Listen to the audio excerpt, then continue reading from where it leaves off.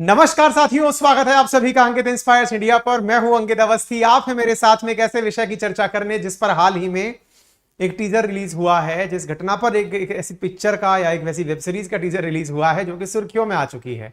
अब्दुल करीम तेलगी के बारे में बात करेंगे, एक ऐसे व्यक्ति के बारे में बात करेंगे जिसने कभी रेल में अपना सामान बेचा था और वो एक दिन देश को बेचने की कगार तक पहुंच गया था। एक ऐसा घोटाला जिसके वजह से बहुत सारे बेचान, यानी कि एक वस्तु को किसी ने बेचा, उसके लिए आवश्यक जो दस्तावेज लगा, स्टाम्प, वो इतना रद्दी मान लिया गया कि ये माना गया कि अगर इसको वैलिडेट नहीं किया गया तो देश में ना जाने कितना बड़ा घमासान शुरू हो जाएगा। एक ऐसे घटना के बारे में आज जिक्र कर रहे हैं जिसको कि हर्षद हंसल मेहता नामक एक निर्देशन के द्वारा फिल्म के रूप में कवर किया गया है। आपको याद होगा, आज से कुछ समय पूर्व सोनी लिव पर एक डॉक्यूमेंट्री आई थी, या फिर कहिए कि एक हर्षद मेहता स्टोरी नाम से एक धारावाहिक आया था, स्कैम 1992 के नाम से। हर्षद मेहता स्कैम, जिसके बारे में हमने आपको बताया था कि वो व्यक्ति जिसने कभी प्रधानमंत्री को भी अपनी तरफ से रिश्वत ऑफर की थी। हर्षद मेहता स्कैम के ऊपर फिल्म बनी, या फिर कहिए कि उसके ऊपर वेब सीरीज बनी। एंटरटेनमेंट इंडस्ट्री को इसमें बहुत सारा काम मिला। स्कैम 1992 जो हर्षद मेहता स्टोरी थी, इसको बनाने वाले व्यक्ति का नाम हंसल मेहता था। जब इन्होंने हर्षद मेहता पर स्टोरी बनाई तो उसमें एक बहुत ही फेमस डायलॉग लोगों के नजर में आया, और वो ये है कि जब जेब में मनी हो तो ना तो कुंडली में शनि होने से कोई फर्क पड़ता है, यानी कि उसकी वजह से कोई फर्क नहीं पड़ता है। स्कैम 1992 के काफी सारे डायलॉग्स बहुत फेमस हुए, लोगों ने उसे काफी सराहा, सिनेमेटोग्राफी को बहुत सराहा, लेकिन इस बारे में लोगों को जानकर बड़ा आश्चर्य भी हुआ कि कैसे इतना बड़ा स्कैम को अंजाम दिया गया था।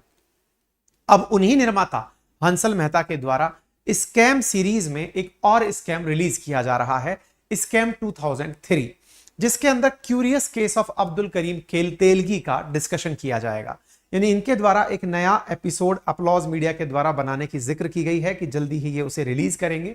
तो ऐसा क्या है स्कैम 2003 अब्दुल करीम तेलगी के अंदर, ऐसी क्या कहानी है, वो आज हम आपके साथ में डिस्कस करने वाले हैं, ठीक है ना। तो ऑफिशियल ट्रेलर हाल ही में रिलीज हुआ स्कैम 2003 तेलगी स्टोरी के नाम से। जैसे पहले हर्षद मेहता के बारे में इन्होंने 1992 में बनाया, 10 साल बाद 2003 की जो घटना हुई, इस पर भी ये अपनी अब नई स्टोरी लेकर आ रहे हैं। देश में क्या करें, स्कैम ही इतने हुए हैं कि इनको बढ़िया से अपने लिए नया कंटेंट मिलता जा रहा है। पहला कंटेंट मिला तब आपने हर्षद मेहता सुना, दूसरा कंटेंट मिला तो तेलगी मिला। संभव है कि इन्हें इसी क्रम में आगे चलते हुए विजय माल्या भी दिखाई दे ही जाएंगे। स्कैम 2003 हम जरूर आपसे डिस्कस करेंगे, लेकिन ये अगली पिक्चर क्या बनाएंगे मैं वो पहले ही रिवील कर देता हूं। मुझे लग रहा है कि जिस तरह से ये चलते जा रहे हैं, जल्दी ही इनके क्रम में 2016 के किंगफिशर यानी कि विजय माल्या भी नजर आ ही जाएंगे।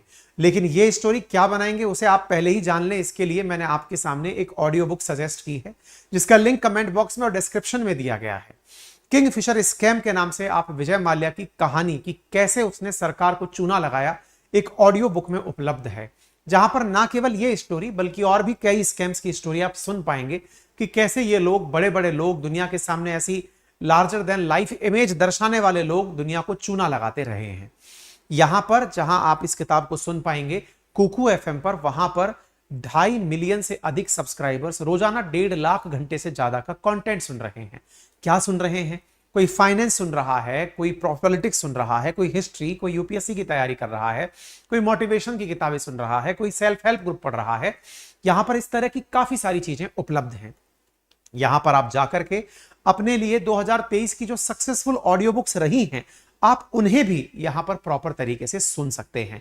यानी कुकू एफएम पर प्रॉपर तरीके से अपनी ऑडियो बुक को सुनते हुए, जब आपका कन्वीनियंस हो, चाहे आप ड्राइव करते हुए सुने, आप योगा करते हुए सुने, आप एक्सरसाइज करते हुए सुने, वॉक करते हुए सुने, यानी सुनना है, पढ़ना नहीं है। एक अच्छी किताब को एक अच्छे जॉकी के माध्यम से आप सुन रहे हैं। इवन आप उसके अंदर प्रॉपर तरीके से नोट्स मेकिंग करते हुए भी आप उनको सुन सकते हैं। इतना अच्छे से आपके लिए ये ऑडियो बुक उपलब्ध है। लगभग 10,000 से अधिक ऑडियो बुक्स आपको पहले महीने में मात्र 49 रुपीज में सुनने के लिए उपलब्ध कराई जा रही हैं। यदि आपको सुनना है इन ऑडियो बुक्स को तो अभी जाइए, कमेंट बॉक्स और डिस्क्रिप्शन में हमने लिंक दिया हुआ है कुकू एफएम का। यूज करिए मेरा कूपन कोड अंकित50, जिसकी वजह से आपको 99 रुपीज का जो सब्सक्रिप्शन है वो 49 रुपीज में प्राप्त हो जाएगा। चलिए आगे बढ़ते हैं। क्या यह तेलगी के ऊपर पहली बार कोई धारावाहिक बन रहा है? आंसर है जी नहीं।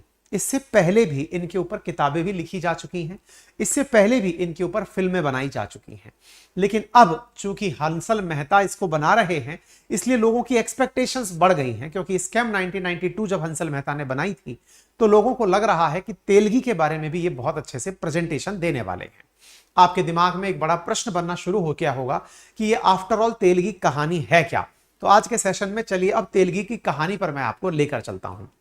साथियों, अब्दुल करीम तेलगी जिसका पूरा नाम था, इसका जन्म 1961 में कर्नाटक के खानापुर नामक स्थान पर हुआ था। 2003 में जिसने पूरे देश को हिला दिया था, वो व्यक्ति बहुत ही साधारण परिवार से आता था। वो व्यक्ति जिसके पिता रेलवे के अंदर एक चतुर्थ श्रेणी के कर्मचारी थे, बहुत ही मतलब जिसको कहते हैं ना बिलो लेवल कैटेगरी जो होती है, या फिर ये समझिए कि बहुत ही आर्थिक स्थिति से ये बहुत परेशान प्राणी रहा, क्योंकि इसके पिता की असामयिक मौत पहले हो गई, जिसकी वजह से इसको परिवार चलाने के लिए घर की जिम्मेदारियां अपने कंधे पर उठानी पड़ी। तेलगी अपने भाई और मां के साथ अपने परिवार का समर्थन करने के लिए रेलवे स्टेशनों पर फल बेचने लगा। जंगलों से नाशपाती, चेरी, ब्लूबेरी जैसे फल इकट्ठे करके लाता और उन्हें खानापुर स्टेशन पर रेल यात्रियों को बेचने लगा। उसने स्टेशन पर ठेला लगाकर सब्जी बेचने का काम भी किया और किसी तरह उसने इंटरमीडिएट तक की पढ़ाई पूरी की। यानी रेलवे के लिए इसने जो काम किया उसके बाद से इसे पढ़ने के लिए अब बाहर निकलना पड़ा। भाई इसने पैसे कमाए थोड़े बहुत और पढ़ने के लिए बाहर निकला। कॉमर्स में इसके द्वारा फिर ग्रेजुएशन किया गया और ग्रेजुएशन करने के बाद इसकी पहली नौकरी मैसर्स फिनिक्स, ये था वो व्यक्ति, मैसर्स फिनिक्स इंडिया लिमिटेड के अंदर सेल्स एग्जीक्यूटिव के रूप में इसको जॉब मिली। उस नौकरी को जब इसने खोया तो इसने कोलाबा के अंदर एक किशन गेस्ट हाउस नामक जगह पर प्रबंधक के रूप में कार्य किया। बाद में इसने बेहतर संभावनाओं की तलाश में, अब देखिए चीजों को तार जोड़ते चलिए, कॉमर्स में इसने पढ़ाई की थी, कॉमर्स से पढ़ाई की, इसके बाद इसने जॉब किया एक गेस्ट हाउस में प्रबंधक का, मैनेजर का। जब आप गेस्ट हाउस में होते हो तो बहुत सारे लोगों से आना जाना होता है, मिलना होता है। वहां से इसको यह समझ में आने लगा कि बहुत सारे लोग इन दिनों सऊदी अरब के अंदर नौकरी करने जा रहे हैं। तो इसने सऊदी अरब नौकरी करने के लिए जो लोग जा रहे हैं, इसको एक ट्रेंड पता चला कि वहां पर मजदूरों की बड़ी आवश्यकता है। मजदूरों की आवश्यकता है, इस वजह से ये खुद भी नौकरी करने के लिए सऊदी की तरफ चला गया। पैसा कमाने के लिए ये भी सऊदी अरब चला गया और वहां जाकर के इसने पैसा नौकरी करना शुरू किया। सऊदी अरब से ये 7 साल बाद भारत वापस लौटा। अब इसके दिमाग में एक और काम आ चुका था। ये सोचने लगा कि जब मैं सऊदी में हूं और पैसे कमा रहा हूं, ऐसे बहुत सारे भारतीय होंगे जो कि सऊदी आना चाहते होंगे, तो उनको ये पता ही नहीं है कि सऊदी कैसे आया जाएगा। उनके पास हो सकता है पासपोर्ट ना हो, डॉक्यूमेंट ना हो, तो ये उस काम को करने के लिए इंडिया आ जाता है और इंडिया आकर के जनशक्ति निर्यात के नाम से, जनशक्ति का निर्यात मतलब एक तरह से ये समझिए कि ह्यूमन रिसोर्स को ये अपने द्वारा एक्सपोर्ट करने लगता है। खाड़ी देशों के अंदर भारत के सस्ते लेबर्स को एक्सपोर्ट करने लगता है। अब बात स्वाभाविक सी है कि आप किसी व्यक्ति का अगर पासपोर्ट बना रहे हो, वीजा लगवा रहे हो, तो फेयर तरीके से होगा तो पुलिस आपको क्यों पकड़ेगी। लेकिन इसके बारे में पता चला कि इसने लोगों को खाड़ी देशों में भेजने के लिए अपराध की सहायता ली। अपराध की सहायता क्या ली? इसने 1980 के दौर में फर्जी पासपोर्ट बनाने का काम किया और फर्जी पासपोर्ट के माध्यम से लोगों को कबूतर बना के सऊदी भेजने का काम किया। अरेबियन मेट्रो ट्रेवल्स के नाम से एक कंपनी शुरू की और जिसके माध्यम से ये नकली डॉक्यूमेंट बनाकर लोगों को सऊदी भेजने लगा। आज भी सऊदी और दुबई या यूएई कहिए, वहां जाने वालों की संख्या बड़ी बड़ी संख्या में, यानी कि आज भी बड़ी मात्रा में भारत से गल्फ देशों के अंदर मजदूरी करने के लिए लोग जाते हैं। ठीक है साहब, अब यह काम इसका प्रॉपर तरीके से ऐसे ही चल रहा था। 1980 से लेकर 90 के बीच में इसने फर्जी काम किए, लेकिन 1991 में करीम के बारे में मुंबई पुलिस को पता चल गया कि इसने आवर्जन अधिनियम, यानी कि जो भी जाने आने के लेकर के जो नियम है, उसकी कुछ धाराओं का उल्लंघन किया है, जालसाजी की है, धोखाधड़ी की है, इसलिए इसको गिरफ्तार करने का प्लान किया गया। अब देखिए, हर घटना जो हो रही है इसकी लाइफ में वो बड़ी इंटरेस्टिंग तरीके से जुड़ती जा रही है। इसके लिए मुझे कई बार एक लाइन बहुत अच्छी लगती है कि लाइफ में आप जहां भी हैं उसके पीछे कनेक्टिंग द डॉट्स की थ्योरी काम कर रही होती है। आप जहां हैं उसके पीछे कोई ना कोई स्टोरी लिखी गई है। ये गेस्ट हाउस में था, इसको बाहर जाते हुए लोग मिले, वहां जाकर इसको समझ में आया कि लोगों को लाया कैसे जाता है, ये वापस आता है, लोगों को भेजने का काम करता है। भेजने का काम किया, पुलिस ने इसको पकड़ लिया, जेल में डाल दिया। जेल में डाला तो जेल में रतन सोनी नाम का एक व्यक्ति इसको मिलता है। रतन सोनी, अब देखिए टाइमिंग देखिए आप, 1991 में इसको जेल में डाला गया, वहां पर इसको एक व्यक्ति और मिलता है, वो इसको एक नया धंधा बताता है। मतलब आप देखिए, पहले इसको होटल प्रबंधन का कार्य मिला हुआ था, सऊदी लोगों को भेजने का काम किया।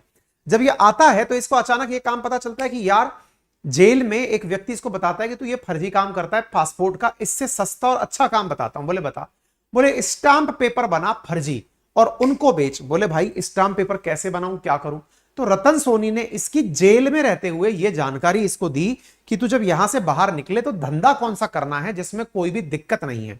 आइडिया देके चला गया रतन सोनी। अच्छा साहब, ऐसी क्या आवश्यकता आ पड़ी थी कि स्टाम्प के बारे में ही दिमाग गया? असल में उन दिनों हर्षद मेहता का शेयर घोटाला बाहर निकला था 1992 के अंदर। अचानक शेयर मार्केट में भगदड़ सी मच गई थी।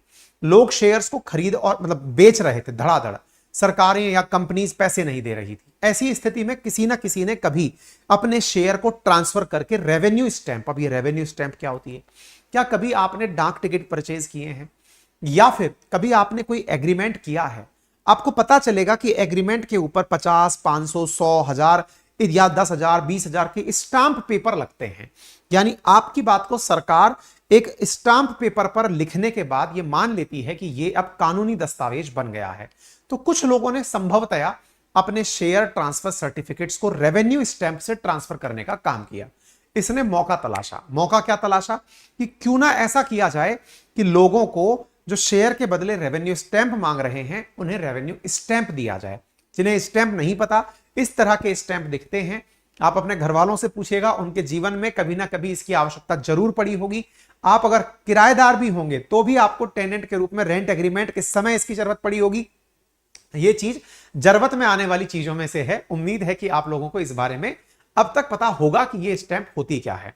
थोड़ी सी जानकारी और जान लीजिए। स्टैंप एक कागज है जिस कागज के ऊपर नोट लिखा होता है। जैसे ये रुपया लिखा हुआ है, इसका अर्थ यह है कि आप 100 रुपए देकर के इस स्टैंप को ले सकते हैं। लेकिन इस स्टैंप को बेचने के लिए भी सरकार के द्वारा कुछ आपसे पैसे वसूले जाते हैं। जैसे 50 रुपए का स्टैंप है, उस पर कुछ पैसे सरकार स्टैंप ड्यूटी के रूप में वसूलती है। और स्टैंप को रेगुलेट करने के लिए स्टैंप एक्ट होता है जिसके माध्यम से सारे काम किए जाते हैं। अब इस भाई साहब को यह तो पता चल गया कि ये जैसे फर्जी नोट बनाए जाते हैं उससे भी ज्यादा वैल्यू रखता है ये। आप सोचिए ना, 100 रुपए का स्टैंप कम से कम 110, 120 रुपए का बिकेगा मार्केट में अगर आप लेने जाएंगे विद स्टैंप ड्यूटी जो भी लगती होगी। इसको ये समझ में आ गया कि सरकार नोट छापने के लिए तो मशीनें लगाती है, बहुत सारी प्रिंटिंग प्रेस लगाती है। स्टैंप पेपर बहुत सारे लोगों की आम दिनचर्या का तो हिस्सा है नहीं, क्यों ना इनको ही फर्जी छाप लिया जाए। यानी इसने नोट के स्थान पर स्टैंप पेपर को फर्जी छापने का काम किया। अब आपके दिमाग में प्रश्न बनेगा, सर ये कैसे संभव है? कोई व्यक्ति स्टैंप पेपर कैसे छाप लेगा? अब इसके पीछे की भी बड़ी कहानी है साहब। कैसे बड़ी कहानी है? अब आप इसको ऐसे समझिए भाई साहब, इसने प्रॉपर तरीके से यह जानकारी जुटाई कि स्टैंप पेपर कहां छपते हैं। इसने उस जानकारी को जुटा करके 1994 के अंदर स्टाम्प पेपर लाइसेंस ले लिया। अब इसने ध्यान से समझना, बड़ी इंटरेस्टिंग बातें। खुद से स्टैंप बेचने के लिए पहले तो स्टैंप पेपर जेल से बाहर निकल के आ गया, क्योंकि थोड़ी बहुत सजा हुई, उससे बाहर आ गया। फिर स्टैंप पेपर बेचने का इसने लाइसेंस ले लिया। अपने पास में लाइसेंस आ गया कि साहब ये स्टैंप बेचेगा। अब इसने लाइसेंस के लिए जो भी तरीके थे वो लाइसेंस जुगाड़ा बेचने का। आपने कभी भी देखा हो, कभी आप जमीन की रजिस्ट्री कराने जाएं या फिर करने जाएं तो स्टैंप किसी व्यक्ति के पास रखा होता है जहां से आप स्टैंप ले सकते हैं। इन भाई साहब ने क्या दिमाग लगाया कि स्टैंप कहीं और से खरीद के क्यों लाने, सरकार अपने स्टैंप को बेचती है। इसने कहा कहीं और से स्टैंप क्यों लाना, इसका एक तरीका निकालते हैं। तरीका क्या निकाला इसने? इसने भाई साहब खुद से स्टैंप छापना शुरू किया। कहां से छापा भाई, कहां से आएंगे ये? इसके लिए इसने कबाड़ घोषित की हुई मशीनों को खरीदा। सर कबाड़ की हुई मशीनें कैसे कोई खरीद सकता है? इसने क्या किया, रिश्वत दे करके जहां स्टैंप छपा करते थे वहां पर जो लोग मशीनों का मुआयना करने आते थे उन्हें रिश्वत देकर यह कहा कि पहले आप इस मशीन को खराब घोषित करिए कि यह मशीन यूजलेस हो चुकी है। जब मशीन एक बार यूजलेस घोषित हो जाएगी तो उस मशीन की फिर ये बिड लगाकर उस मशीन को, कबाड़ हुई मशीन को खरीद लेता था। इंटरेस्टिंग बात आप जानकर हैरान होंगे कि इसने जिन खराब हुई मशीनों को खरीदा उन मशीनों के बारे में इसने कहां उनका उपयोग किया, कहां उन्हें रखा, यह आज तक किसी को नहीं पता चला। हो सकता है वो मशीनें देश के बाहर रखी गई या फिर देश में ही कहीं रखी गई, किसी को आज तक तरह तरह की इंक्वायरीज बैठी, लेकिन इसने मशीनें खरीदी, उनसे स्टैंप बनाए। कहां बनाए ये किसी भी जांच एजेंसी को आज तक पता नहीं चला। अब स्टैंप बेचने का तरीका अपनाना था तो इसने क्या किया, 16 राज्यों में अपना नेटवर्क फैलाया। आपको जानकर आश्चर्य होगा, इसने तरह तरह के क्लाइंट ढूंढे, बैंक, बीमा कंपनी, स्टॉक ब्रोकरेज फर्म्स, सबको फर्जी स्टैंप सप्लाई करना शुरू किया। महाराष्ट्र से अपना धंधा चलाना शुरू किया।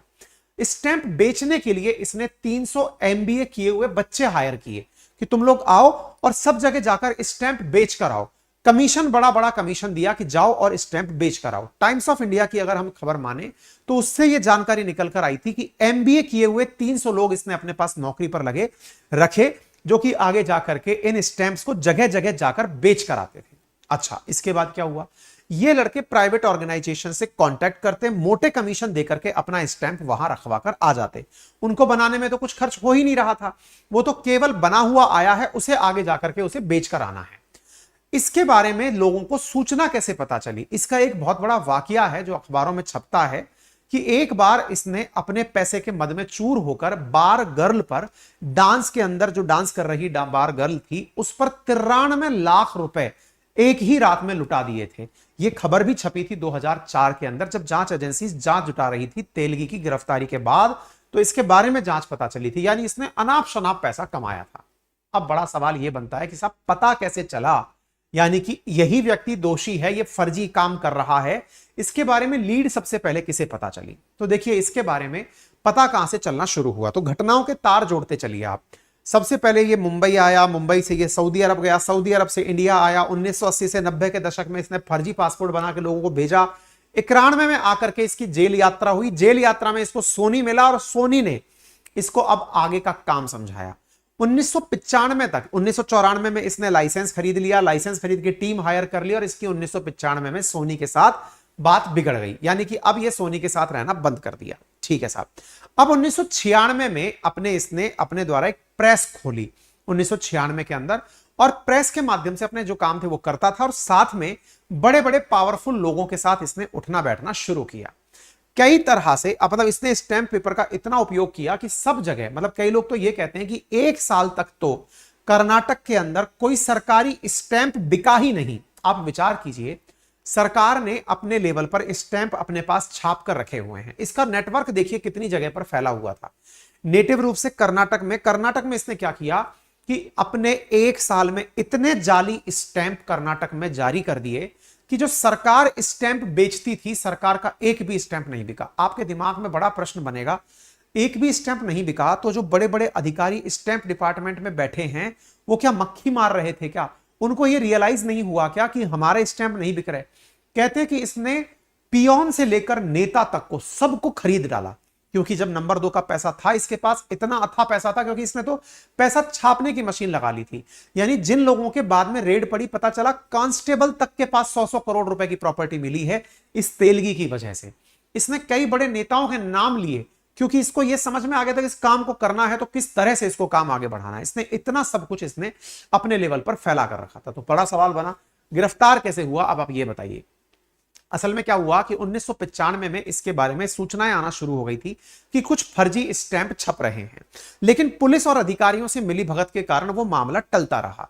कर्नाटक की राजधानी बेंगलुरु, वहां की पुलिस को एक टिप मिली कि फर्जी स्टैंप से छपा हुआ एक ट्रक भरकर कहीं जा रहा है। पुलिस ने जब छापा मारा तो बहुत सारे फर्जी स्टैंप वहां पर मिले। कई नाम सामने आए, उनमें से एक नाम तेलगी का था। धीरे धीरे इस व्यक्ति को ढूंढने की कोशिश होने लगी। 2001 में अजमेर के अंदर दरगाह से इसे गिरफ्तार किया गया। जेल से जब ये दरगाह से गिरफ्तार किया गया, और जेल में पहुंच करके भी इसने गिरफ्तारी के बाद भी अपना प्रॉपर तरीके से कारोबार चलाना जारी रखा। मतलब आप ये सोचिए कि गिरफ्तारी के बाद भी ये पुलिस से ये कहता रहा कि मैं तो बहुत छोटी सी मछली हूं, इसमें तो बड़े बड़े लोग इन्वॉल्व हैं, तुम कहां बच रहे हो। आप सोचिए 1992 की घटना, 2002 में यह व्यक्ति गिरफ्तार हुआ। उसके बाद लोगों को धीरे धीरे यह परत खुलने लगी कि अल्टीमेटली इसने कितना कांड किया है। एक डेटा निकल कर आया जो कि आज तक पता नहीं सही है या गलत है। 30,000 करोड़ रुपए के इसने फर्जी स्टैंप मार्केट में बेचे। जैसा आपको शुरुआत में ही मैंने बताया कि स्टैंप का असली उपयोग क्या है। असली उपयोग है एज ए गारंटी यूज करना। मतलब आप ऐसे समझिए कि किसी व्यक्ति ने अगर स्टैंप लिया है तो वो स्टैंप पर रजिस्ट्री करवाएगा, स्टैंप के थ्रू रेंट एग्रीमेंट बनवाएगा, स्टैंप के थ्रू मैरिज सर्टिफिकेट बनवाएगा, स्टैंप के थ्रू कोई भी लेन देन करेगा। जब कर्नाटक में पूरे 1 साल तक फर्जी स्टैंप रहे थे तो आप सोचिए एक समय कैसा आया होगा, वहां की हर प्रॉपर्टी फर्जी सिद्ध की गई होगी। सोचिए यदि वो स्टैंप फर्जी है तो प्रॉपर्टी का एग्रीमेंट फर्जी, शादी फर्जी, रेंट एग्रीमेंट फर्जी। यानी कि कोई भी जब डॉक्यूमेंट ही असली नहीं है तो वो एग्रीमेंट असली कैसे हो सकता है। आपको जानकर आश्चर्य होगा कि सरकार ने जब इस बात का अंदाजा लगाया कि ऐसी स्थिति हो गई है कि हम अगर उन डॉक्यूमेंट्स को नकली घोषित कर दें तो इतने सारे लोगों के जीवन पर संकट उत्पन्न हो जाएगा। मजबूरन सरकार को इस स्कैम को मान्यता देनी पड़ी, यानी इसके छापे गए जो स्टैंप थे, सरकार को यह मानना पड़ा कि ये स्टैंप सही हैं, और उन स्टैंप से भले ही सरकार को राजस्व प्राप्त ना हुआ हो, तेलगी को राजस्व प्राप्त हो गया हो, लेकिन यह सोचते हुए कि यार कहीं इसका मामला बाहर निकल आया तो मामला बिगड़ जाएगा। इसके बारे में कई तरह की जानकारियां बाद में भी आती रही। 2017 के अंदर बेंगलुरु की डीआईजी जो जेल थी डी रूपा, उन्होंने खुलासा किया कि जेल में भी तेलगी को बड़ा स्पेशल ट्रीटमेंट मिलता था। उसके पास धन बल था, बाहुबल था, राजनीतिक पावर थी, और वो अपने से ऊपर और नीचे जितने भी, मतलब जैसे किसी ने उससे रिश्वत नहीं ली तो उससे ऊपर नीचे के लोगों को भी पूरी तरह परचेज कर लेता था। देखिए ये तेलगी जेल में है, यहां पर उसके लिए टीवी लैपटॉप सब रखे हैं, 4-4 लोग इसकी मसाज करने के लिए जेल में उपलब्ध होते थे। इसने इतना रौला बना के रखा। लेकिन पुलिस इंक्वायरी जब करने लगी, गिरफ्तार हुए तेलगी से, तो पुलिस की इंक्वायरी में इस बात की जांच की जाने का बड़ा कौतूहल पैदा हुआ कि इसके साथ इस धंधे में शामिल कौन कौन है। इसलिए डिमांड की गई कि इसका नार्को टेस्ट कराया जाए, इसका झूठ पकड़ने के लिए, झूठ पकड़ने का जो टेस्ट है नार्को टेस्ट, वो कराया जाए। आपको जानकर आश्चर्य होगा कि इसने नार्को टेस्ट के माध्यम से भी कई राजनेताओं के नाम टूटते फूटते लिए। कुछ अखबारों ने तो यह तक छापा कि महाराष्ट्र के शरद पवार और छगन भुजबल जैसे लोगों का नाम भी इसने लिया था, कि अपने द्वारा कहा कि मैं उन लोगों के साथ भी जुड़ा हुआ हूं। यही कारण है कि इसकी मौत को आज तक रहस्य माना जाता है। 2017 में यह व्यक्ति मारा गया था, और जब मेडिकल रिपोर्ट हुई तो पता चला कि इसे एड्स जैसी बीमारी हो गई। एड्स बीमारी के पीछे इसके परिवारजनों का और इसके शुभचिंतकों का मानना है कि इसे मेडिकल टेस्ट के नाम पर एड्स का इंजेक्शन दिया गया था, ताकि ये किसी का नाम ना ले सके और जेल में ही ये मर जाए, क्योंकि इसके राजनीतिक संबंध इतने ऊपर थे, और अगर ये मुंह खोलता तो पता नहीं कितने लोगों को जेल में जाना पड़ता। इसने एसआईटी के सामने, सीबीआई के सामने जो जांचें खोली, उसमें ऐसी ऐसी चीजें निकल कर आई। Telgi tattles on Pawar and Bhujbal in stamp scam, इसके माध्यम से यह जानकारी निकल कर आई कि इतने इतने बड़े लोगों का इसने अपने द्वारा वर्ष 2006 के अंदर नाम लिया था। कोर्ट ने जब गिरफ्तार ये हुआ तो सजा क्या दी? कोर्ट ने 2007 में इसकी सुनवाई पूरी करी और इसे 30 साल की सजा दी गई। यानी ये सजा को प्राप्त करते करते ही 2017 के अंदर मौत को प्राप्त हुआ। ये वो व्यक्ति था जो एड्स और डायबिटीज से मरा, लेकिन आज भी इसकी मौत को लेकर सवाल खड़े होते हैं। इंटरेस्टिंगली, जब ये मर गया उसके बाद में खबर आती है कि इसके बारे में पर्याप्त मात्रा में कोई भी साक्ष्य उपलब्ध नहीं है। ये थी स्कैम 2003 की स्टोरी। बाकी ज्यादा जानकारी तो खैर फिल्म के अंदर आ ही जाएगी, लेकिन फिर भी मैंने आपको हल्का सा इसे रिवाइज करा दिया है। भविष्य में जो भी और स्कैम होने हैं या फिर स्कैम्स की जो कहानियां हैं, अगर आपको वो जाननी हो तो इसके लिए मैंने आपको लिंक कमेंट बॉक्स में पिन किया है, क्योंकि स्कैम के ऊपर स्टोरी हमने विजय माल्या की स्टोरी के लिए आपको ऑडियो बुक रिकमेंड की है कुकू एफएम। स्कैम्स देश की लालच पर निर्भर करते हैं। जो लोग लालची हैं वो स्कैम रचते हैं। आने वाले समय में स्कैम रुकें, हम तो यही चाहते हैं। लेकिन जो स्कैम के ऊपर स्टोरीज बननी है, उनमें से कुछ स्टोरी अगर सुननी हो तो कुकू एफएम पर आपके लिए उपलब्ध है।